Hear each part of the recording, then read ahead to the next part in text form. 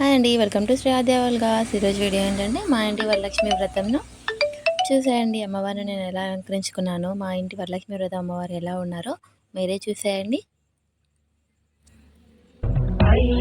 నందిని నందితమేదిని విశ్వ వినోదిని నందనుతే గిరివర వింధ్య శిరోధిని వాసిని విష్ణు విలాసిని విష్ణునుతే భగవతి హేషితి కంఠ కుటుంబిని భూరి కుటుంబిని భూరి కృతే జయ జయ హే महिषासुरमर्दिनि रम्यकपर्दिनि गणनायकाय गणदैवताय गणाध्यक्षाय धीमहि गुणशरीराय गुणमण्डिताय गुणेशानाय धीमहि गुणातीताय गुणाधीशाय गुणप्रविष्टाय धीमहि एकदन्ताय वक्रतुण्डाय गौरी